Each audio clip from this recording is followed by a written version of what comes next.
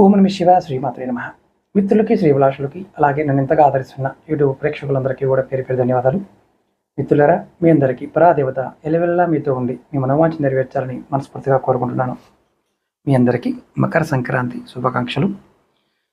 ఎవరైనా సరే ఆర్థిక ఇబ్బందులతోనూ దీర్ఘకాలిక అనారోగ్యాలతో బాధపడుతున్నవారు ఈ మకర సంక్రాంతి నాడు ఈ పరిహారం చేయండి. ఈ పరిహారం చేయడం వల్ల మీకు ఆర్థిక ఇబ్బందులు తొలగి ధనాభివృద్ధి కలుగుతుంది.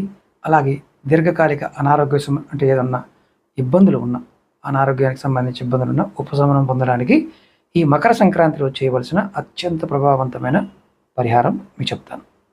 అలాగే మీకు ఈ వీడియో నచ్చినట్టు లైక్ చేయండి, ఛానల్ సబ్స్క్రైబ్ చేసుకోండి, పక్కనే ఉన్న గంట సింబల్ని యాక్టివేట్ చేసుకొని 10 మంది మిత్రులకి ఈ వీడియోని షేర్ చేయండి. మొట్టమొదటిగా ఆర్థిక ఇబ్బందులు అంటే ధనప్రాప్తి కోసం సంక్రాంతి రోజున లక్ష్మీదేవి అలాగే సూర్య భగవానుడికి మనం అనుగ్రహాన్ని పొందగలిగితే దరిద్రం తొలగిపోతుంది. ఏం చేయాలంటే మనకి దక్షిణావర్త శంకు అంటాం, ఇది దొరుకుతుంది, పూజా వస్తువుల షాపులో దొరుకుతుంది. రేపు తెచ్చుకోవచ్చు, ఇంటి దగ్గర ఉన్నదానికైనా చేసుకోవచ్చు.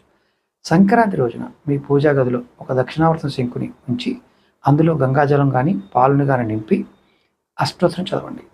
ఆ తర్వాత ఆ నీటిని ఇల్లంతా చల్లండి. దానివల్ల ఆర్థిక అడ్డంకులు తొలగిపోతాయి. అలాగే బెల్లము నువ్వులు దానం చేయండి. సంక్రాంతి రోజున ఒక రాగి పాత్రలో బెల్లము నల్ల నువ్వులు ఉంచి ఎవరైనా పేద బ్రాహ్మణుడికి లేదంటే అవసరం ఉన్నవారికి దానం చేయండి. ఇది జాతకంలో ఉన్న శని భగవానుడు సూర్య దోషాలని తొలగించి స్థిరమైన సంపాదన ఇస్తుంది. అలాగే మూడవది, మీకు ఇవన్నీ అవకాశం లేకపోతే కనకదార స్తోత్ర పారాయణ చేయండి. ఈరోజు సాయంత్రం అంటే కరెక్ట్గా 4 గంటల దగ్గర నుండి నెయ్యితో 3 దీపాలు వెలిగించి 6:30 లోపు కనకదార స్తోత్ర పారాయణ చేయండి. దీనివల్ల అప్పుల నుండి విముక్తులవుతారు. అలాగే ఆరోగ్య సమస్యల కోసం మీరు సూర్య భగవానుడికి ఉదయాన్నే సంక్రాంతి రోజు సూర్యాష్టకం పఠన చేయటం, సూర్య భగవానుడికి ఎదురుగా నిలబడి సూర్యాష్టకం చదవటం లేదా ఆదిత్య హృదయం 3 సార్లు పఠించడం, మీకు కంటి సమస్యలు, ఎముకలకు సంబంధించిన సమస్యలు, వ్యాధులు ఉన్న ఇది గొప్ప ఔషధంగా పనిచేస్తుంది. ఉదయం పూట చేయడం, అది కూడా సంక్రాంతి రోజు చేయడం. అలాగే ఔషధి స్నానం అంటే దీర్ఘకాలిక అనారోగ్యంతో బాధపడుతున్న వారు స్నానం చేసే నీటిలో కొంచెం పసుపు, నువ్వులు, వేపాకులు వేసుకుని స్నానం చేయాలి. దీనివల్ల నెగిటివ్ ఎనర్జీ పోయి మీకు శరీరం కొత్త శక్తి వస్తుంది.